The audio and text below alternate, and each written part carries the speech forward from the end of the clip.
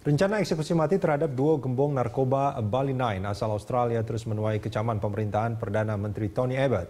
Abbott bahkan mengungkit bantuan pemerintah Australia kepada Indonesia saat bencana tsunami melanda Aceh 2004 silam agar Indonesia membatalkan eksekusi mati kepada dua warga negaranya.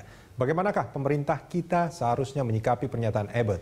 Haruskah kita lebih tegas menjawab permintaan Australia itu? Untuk membahasnya telah hadir bersama kami di studio Wakil Ketua Komisi 1 DPR Hanafi Rais dan Guru Besar Hukum Internasional UI Hikmahanto Juwana. Mas Hanafi dan Prof Hikmahanto, ini kalau kita bicara soal apa yang terjadi, sebetulnya kalau kita melihat ke belakang sedikit, eksekusi beberapa gembong narkoba juga yang dari sebelumnya itu dari Belanda dan Brazil itu juga menuai kecaman gitu. Nah, dengan rencana yang berikutnya ini, bagaimana kita harusnya bersikap? Mungkin Prof Hikmahanto dulu. Ya, jadi sebenarnya sebulan yang lalu saya sudah ingatkan kepada pemerintah ya melalui rilis saya di media bahwa dengan Australia kita harus hati-hati. Kenapa hati-hati? Kita ingin bahwa pelaksanaan hukuman mati harus tetap dilakukan. Hanya saja perlu dipertimbangkan karena Australia ini negara tetangga kita. Dan ada tiga hal yang perlu diperhatikan oleh pemerintah. Pertama, jangan lakukan pelaksanaan hukuman mati ketika di Australia itu sedang ada masalah politik. Karena seringkali isu-isu Indonesia itu dijadikan komoditas untuk mendudukan seseorang di suatu kekuasaan, ya, atau mempertahankan kekuasaan itu. Yang kedua adalah hubungan antar warga kita itu sudah cukup intens gitu ya. Jadi kita harus bisa menghindari tanda kutip konflik antar warga gitu ya. Dan kita berharap ada kedewasaan baik dari pihak Indonesia maupun kedewasaan dari pihak Australia. Dan yang ketiga, nah ini yang sekarang ini sering dibicarakan oleh pemerintah Tony Abbott. Mereka akan memainkan ketergantungan kita terhadap Australia untuk bisa tanda kutip membebaskan dua nyawa dari warga mereka yang melakukan kejahatan serius di Indonesia. Ya, seperti sekarang ini kan masalah tsunami. Belum lagi memang kenyataannya Indonesia mendapat bantuan juga untuk memerangi terorisme, lalu kemudian juga untuk keimigrasian. Tapi kita harus dalam posisi pemerintah mengatakan bahwa mereka itu bukan membantu kita, tapi kita membantu mereka karena kita mencegah teroris-teroris itu untuk masuk ke Australia.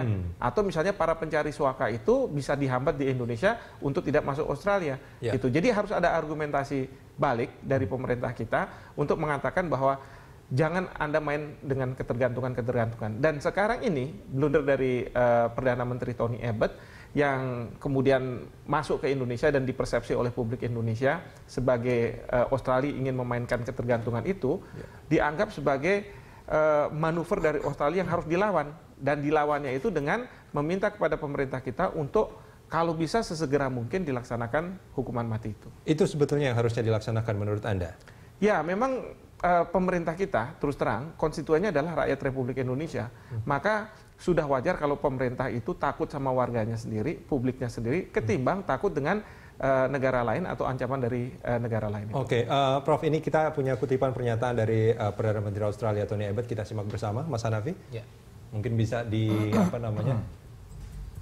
tanggapan. Ini Tony Abbott, Perdana Menteri Australia mengatakan, jika eksekusi tersebut jadi dilaksanakan dan saya berharap hal itu tidak dilaksanakan, kita pasti akan menemukan cara untuk menunjukkan rasa tidak senang kita. Ya, ini yang pertama, menunjukkan rasa tidak senangan.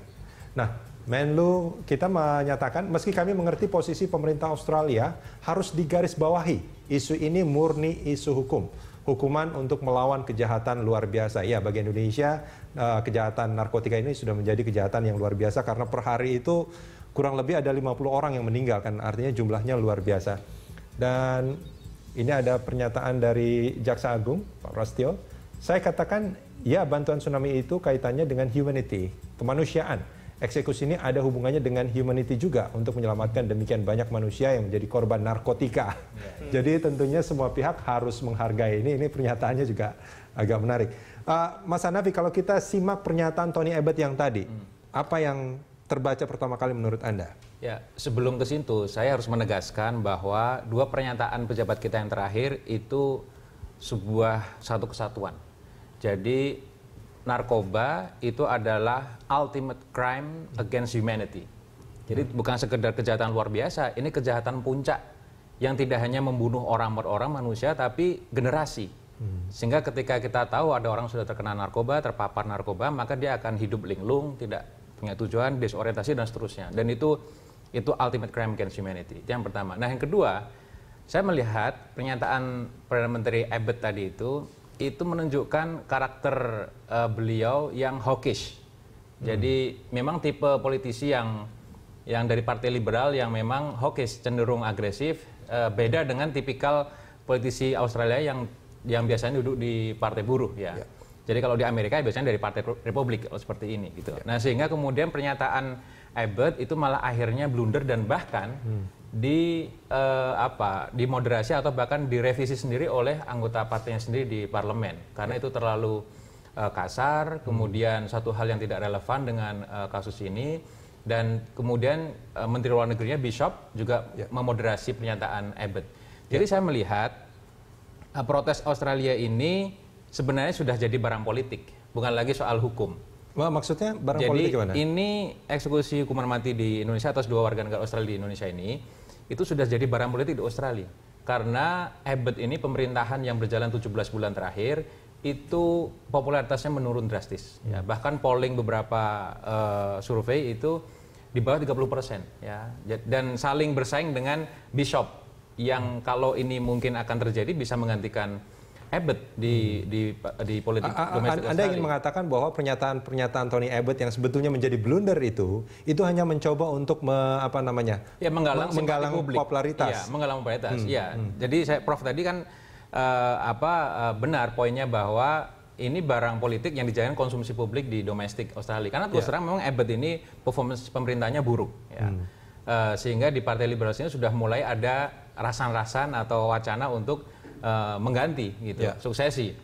Padahal belum ada 2 tahun, baru 17 bulan. Baik. Nah, sehingga ini menjadi instrumen politik domestik Australia supaya kemudian ini bisa merecover legitimasi dia gitu. Oke, Prof, ini kan pernyataannya sebetulnya ada 2 yang mungkin dianggap blunder oleh masyarakat kita. Pertama adalah agar Indonesia mengingat bantuan Australia pada saat tsunami, dan yang kedua adalah ketika kita akan menunjukkan rasa ketidaksenangan kita. Kalau eksekusi itu dilanjutkan, ada 2 hal ini yang sebetulnya berbau ancaman sebetulnya, Prof. Nah, gimana Prof melihat ini? Ya, terkait dengan dikaitkan dengan bantuan tsunami. Ini kayak bantuan nggak ikhlas ini kayaknya. Nah, kelihatannya jadi kayak begitu kan. Dan itu yang kemudian di publik kita, di persepsi memang betul kalau bantuan dari luar negeri itu pasti terselip kepentingan. Jadi tidak ada keikhlasan. Itu yang blunder karena saya yakin mungkin pada waktu itu kan bukan Perdana Menteri Abbott yang pegang kendali kekuasaan. Ada Perdana Menteri lain, pada waktu itu mungkin ikhlas. Tetapi sekarang dimanfaatkan oleh Abbott seolah-olah untuk menjadi bargaining chip ketika dia berhadapan dengan pemerintah Indonesia. Etis nggak sih seperti itu sebetulnya? Menurut saya tidak etis. Ya, tidak etis karena beliau bukan yang paling tahu ketika mendesain bantuan itu ke Indonesia pasca tsunami. Juga beliau saya anggap bahwa ini menginterpretasi apa yang dilakukan pemerintah mereka dulu kepada Indonesia. Apalagi sebenarnya bantuan ini kan masalah bantuan kemanusiaan. Sementara kalau kita bicara soal 2 orang gembong ini kan kaitannya dengan pelaksanaan hukum. Beliau juga harus dibedakan. Harus dibedakan. Beliau juga mengungkit bahwa kami ini membantu sampai ada nyawa dari tentara Australia yang hilang gitu ya. Seolah-olah nyawa itu harus ditebus dengan 2 nyawa ini. Kan ini nggak bisa dibarter sebenarnya. Tapi itu yang dia lakukan. Nah, untuk yang pernyataan kedua, menurut saya wajar-wajar saja bahwa ketidaksenangan itu akan diekspresikan. Tetapi ketidaksenangan itu bisa diekspresikan dalam konteks seperti kemarin Brasil dan Belanda memanggil duta besarnya pulang. Tetapi ingat, di Australia itu belum menempatkan duta besarnya sampai hari ini. Jadi mungkin saja dia bisa menunda. Boleh seperti itu. Tetapi kalau lebih dari itu, nah ini yang saya kategorikan sebagai intervensi kedaulatan. Misalnya, tiba-tiba dia mau menghentikan kerjasama yang selama ini ada. Mungkin seperti itu ya. Atau misalnya menghentikan bantuan kepada Indonesia. Ya tentu kalau seperti itu Indonesia kita juga harus katakan ya sudah kita tidak akan. Kita juga harus bersikap tegas juga artinya dengan ancaman-ancaman seperti itu. Kalau misalnya Abbott mengatakan kita boykot Indonesia bagi para turis mereka, ya pemerintah juga bisa mengatakan kepada rakyat Indonesia untuk sementara jangan makan daging sapi dari Australia dulu. Oke, kita akan sambung di segmen berikut nanti. Wakil Presiden Yusuf Kala meluruskan kesalahan persepsi tentang penundaan pelaksanaan eksekusi mati terhadap 2 orang terpidana kasus narkoba asal Australia. Sebelumnya sempat diberitakan JK telah menyetujui permintaan Australia menunda pelaksanaan hukuman mati terhadap 2 terpidana Australia Andrew Chan dan Muireann Sukumaran saat ditelepon oleh Menlu Australia Julie Bishop. Jadi kemarin Menlunya Nabi Bishop menjelaskan bahwa dan sambil tentu menyesalkan salah pengertian itu, Perdana Menterinya ingin mengatakan bahwa sejak dulu hubungan Indonesia dengan Australia bagus, termasuk pada saat tsunami tentu partisipasi Australia baik. Ini dimaksudkan bahwa Australia ingin melanjutkan kerjasama itu, baik kerjasama dalam bidang ekonomi, pertahanan, kepolisian, dan juga sama-sama memerangi narkoba. Dia ingin bersama-sama memerangi, itu maksudnya. Oh iya, dan dia menghargai, bukan menghargai, mengerti bahwa hukum Indonesia adalah hukum Indonesia yang harus berjalan seperti itu. Saya jelaskan bahwa bukan presiden yang memutuskan hukuman mati itu, jangan lupa ini mahkamah pengadilan yang independen, objektif. Karena ini merusak bangsa kita. Jadi ini objektivitas pengadilan, bukan presiden. Jadi jangan tanya pemerintah. Ya, itu tadi pernyataan dari Wakil Presiden Yusuf Kala. Mas Hanafi, ini kalau kita bicara soal pernyataan Tony Abbott, ada 2 tadi yang bicara soal tsunami, yang keduanya bicara soal menunjukkan rasa ketidaksenangan itu. Tadi Prof. Hikmanto sempat menunjukkan, ya, kita masih menunggu sebetulnya ya rasa ketidaksenangannya apa gitu kan. Mau memboikot apa, kita juga bisa memboikot gitu. Tapi apa yang paling mungkin dilakukan oleh pemerintah Australia kalau ini tetap dilaksanakan menurut Anda? Saya kira hal yang paling bisa dilakukan paling elementer biasanya ketika suatu negara melakukan protes ya, itu tadi menarik duta besarnya ya, atau bahkan mungkin konsulatnya sekalian ya. Itu satu hal yang dalam dunia diplomasi itu lumrah dilakukan ya. Kalau mau lebih nekat lagi ya, kalau memang Australia ini atau Tony Abbott ini merasa mungkin harus terus merecover dukungan politik di dalam negeri, itu mungkin dia bisa lebih nekat lagi, misalnya tadi memboikot warga Australia berdatang ke Indonesia, mungkin memberikan warning begitu dan lain sebagainya ya.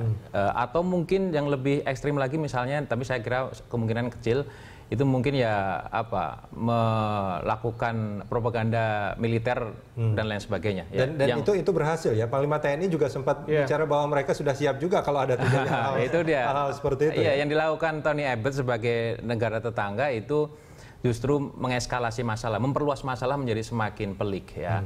Karena tadi itu niatnya bukan untuk mencari solusi terhadap soal hukum ini, tapi dia hanya berpikir untuk kepentingan partainya saja, rezim di dalam negeri. Itu menjadi fatal. Ya. Anda melihat bahwa apa yang dilakukan oleh Tony Abbott ini, pernyataan ini kan sebetulnya harusnya dilokalisir sebagai sebuah masalah hukum gitu kan. Tapi ini menjadi sebuah masalah negara antar negara. Ya, jadi barang politik tadi itu. Jadi barang politik. Seharusnya dimanapun negara, Australia maupun siapapun, termasuk Indonesia gitu ya. Kalau ada masalah seperti ini, boleh memberikan perlindungan hukum ya untuk memastikan bahwa warga negara di tempat negara lain yang terkena kasus hukum itu mendapat perlakuan hukum yang adil, transparan, objektif. Itu saya kira yang harus dilakukan. Bukan malah melakukan propaganda, bahkan ancaman ya, yang itu pasti akan ada aksi, ada reaksi. Kalau menurut Anda yang dilakukan apa? Propaganda atau ancaman atau kedua-duanya yang sudah dilakukan? Dua-duanya. Dua-duanya sudah terjadi. Ya. Bahkan yang fatal saya kira ketika Abbott itu mengatakan dulu dibantu bantuan tsunami dan lain sebagainya, itu kan akhirnya diralat juga, dimoderasi oleh tokoh-tokoh separtainya di Australia, termasuk Bishop. Ya. Sebenarnya 2 orang ini kan punya tipikal berbeda. Yang satu ini agresif, yang satu memilih untuk moderat gitu. Dan itu kemudian menjadi komunikasi politik yang buruk ketika sampai di kita sebagai penerima gitu. Dan saya kira sekarang Indonesia dalam posisi upper hand. Kita lebih di atas angin untuk menentukan kapan ya, karena ini terus terang wilayah hukum nasional kita ya. Dan ini menjadi bukti kalau kemudian kita lantas tunduk dengan intervensi Australia, maka ya mungkin pemerintahan sekarang kepercayaan publiknya juga akan semakin turun. Kedaulatan pemerintah kita juga menjadi tidak ada artinya. Seperti itu ya Prof ya sebetulnya ya. Betul sekali. Ini aja sebenarnya kan akan ada penundaan karena masalah teknis. Yang saya dengar dari media Kejaksaan Agung mengatakan bahwa karena jumlah yang akan dilakukan eksekusi hukuman mati ini jumlahnya kalau saya nggak salah 13, kapasitas untuk ruang isolasi itu tidak memadai di Nusa Kambangan sehingga dibutuhkan pembangunan terhadap ruang isolasi ini. Oleh karena itu akan ada penundaan selama mungkin 2 minggu apa 3 minggu gitu ya, paling lama mungkin 1 bulan. Di persepsi masyarakat itu dianggap sebagai wah ini berarti Indonesia sudah tunduk gitu ya. Padahal ini masalah teknis saja gitu ya.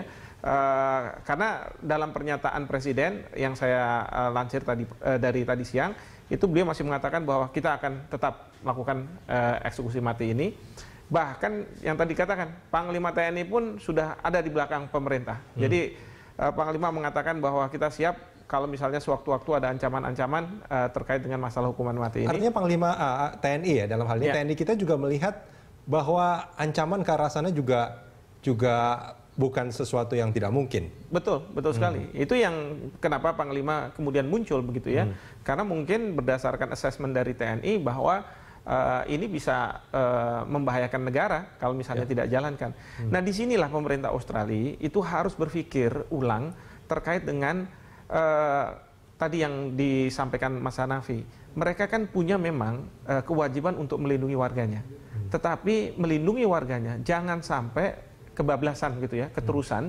Sehingga apa? Sehingga bisa mengganggu kedaulatan suatu negara dan akibatnya adalah dua negara ini akan head to head gitu ya. Apapun nanti kerjasama di bidang ekonomi dan lain sebagainya, mudah-mudahan nggak di bidang militer kita head to headnya itu gara-gara apa? Gara-gara dua orang warganya yang melakukan suatu kejahatan serius di Indonesia. Jadi dalam arti kata, apakah ini sebanding? Gitu? Padahal undang-undang di negara kita itu sudah sangat jelas bagi mereka yang melakukan itu hukumannya memang bisa sampai hukuman mati. Betul. Gitu. Hukuman mati sudah kemudian diproses sampai dengan putusan yang final dan berkekuatan hukum tetap itu.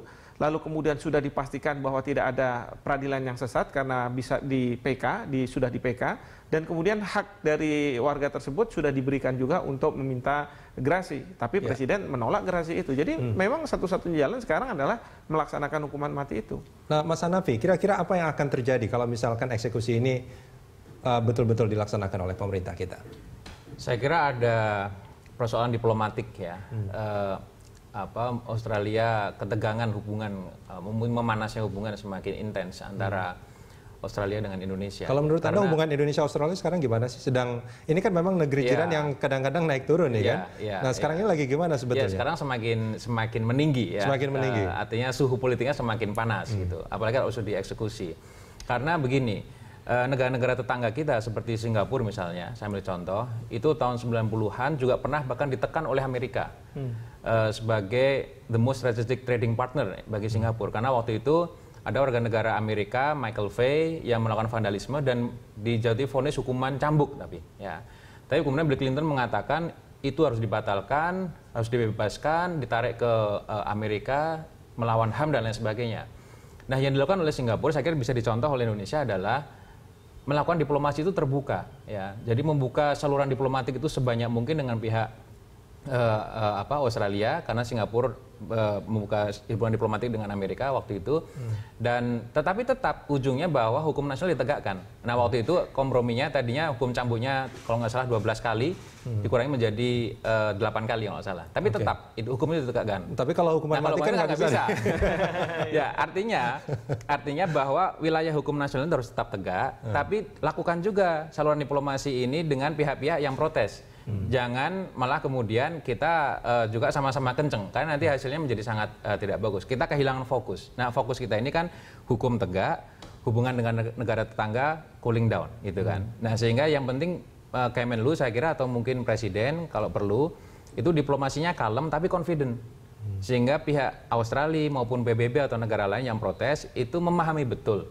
Kalaupun ada riak-riak paling ya mungkin 1-2 bulan saja saya kira ya, tidak lama. Karena toh setelah itu ketika kasus Singapura itu Bill Clinton mengatakan saat dia jadi presiden, dia mengatakan ketika ketemu Perdana Menteri Singapura waktu itu mengatakan dulu sebenarnya Michael Fay itu dicambuk lebih banyak lagi ya gitu. Karena ternyata setelah kembali ke Amerika berbuat kriminal lagi yang sama. Oke. Nah, artinya ini kalau balik lagi bukan jaminan kemudian tidak melakukan hal yang sama dan akan makin banyak lagi korban-korban dari narkotika. Ya. Oke, Mas Hanafi terutama di Indonesia ini. Dan Prof, kita akan sambung di segmen berikut.